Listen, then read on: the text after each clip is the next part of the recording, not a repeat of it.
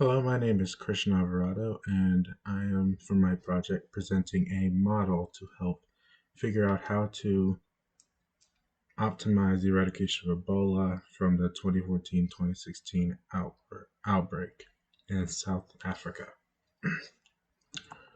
Before we begin, you first have to ask yourself, what is EVD? According to the CDC, Ebola virus disease is a disease which outbreaks that occur regularly in the African continent. This mostly affects people and non-human primates, such as monkeys and gorillas. However, it has a high mortality and it's killed thousands in West Africa and other countries around the globe. It mostly affects Guinea, Sierra Leone, and Liberia. The virus was first discovered in 1976 along the Ebola River. It is now known as the Republic of Congo, which is actually now suffering from an outbreak here in 2020 and 21. Why is EVD dangerous? For one, it's difficult to diagnose. They still have not found a way to diagnose it. It also survives outside the host for a significant amount of time, so if a patient who had it has passed away, they can still pass it away. They can still pass off the virus to you, either skin to skin or just simply blood. The average EVD case fatality rate is around 50%. Symptoms include internal and external bleeding, like through your gums, and even a lower white blood cell count. As of 2015, there is no cure. The response to EVD. The World Medical Association announced that their new medication would stop Ebola and cure patients whose disease is not yet advanced. However, the methods needed to consider not only the spread of disease and the quantity of medicine needed, as well as the delivery system and where to send it to. That's what my model is here to do. When I'm setting up a model, I have to consider a certain amount of things.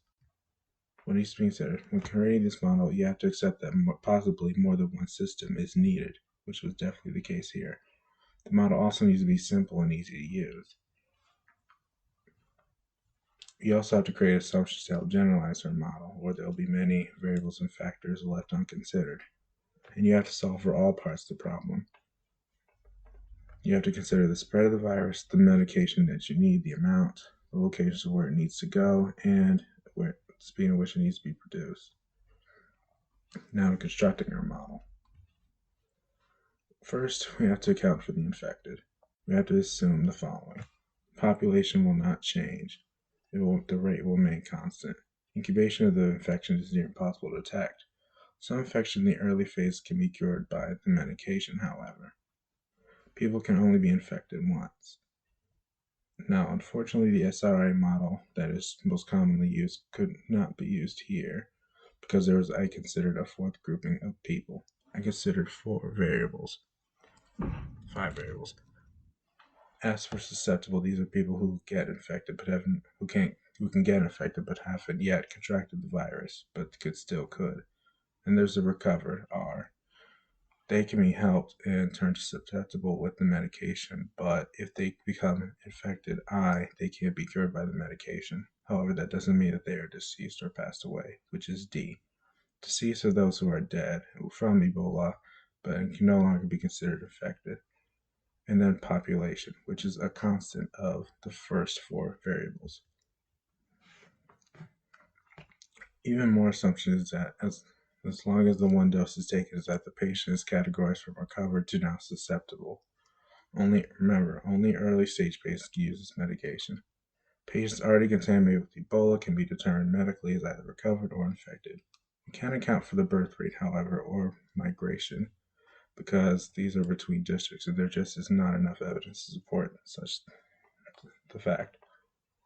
For setting up my model further, I put that P, this population, which is the constant of both variables S, R, I, and D from before. I constructed a linear system based off of this and produce the following equation here, as you see to your right. Sn is the number of susceptible people in period N, Rn is the recovered people, In is the infected people, Dn is the deaths, and they're throughout period N. Periods are by day, and I used the variable I to represent the districts. T I used to represent the speed of transmission of Ebola, how fast it's going.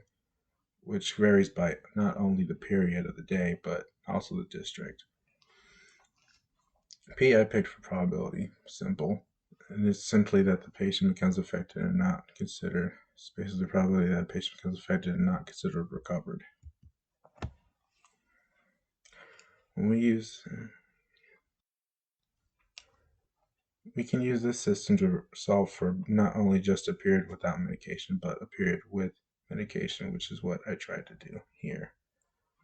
My variables are SN, RN, IN, DN. The new variables I have not yet defined were medication wasted due to lack of resources, which I called A for simplicity. Eventually, I converted these models into two matrix equations which can solve for I and J. This helps with determining the process with or without medication through a dynamic system modeling of both the spread of Ebola and one for when a district gets the medicine, which I have here. These are my matrix equations. To your left is the dynamic of the EVD infection, and to your right is the dynamic of medication. Now, if you note how similar they are, that is because I can combine these based on the assumption that if the medication actually does help, that you have to combine both matrices to this equation here on the right. And based on this assumption, I found that RIN, which was, again, the recovered people in period N, was less than the rate for without. The amount of recovered was more for the medication than it was for when there was no medication. That's why this works the way it does for my equation. And here our main objective is to minimize D from before, but I unfortunately couldn't attach the code to this, so I'm going to have to show you more how that works later. Now finally to the delivery model. Now this is just a sample graphic, this isn't official. But basically from that graphic, I've considered multiple variables. One, that there's a capital of the country, that there's laboratories in certain areas, and that there are districts.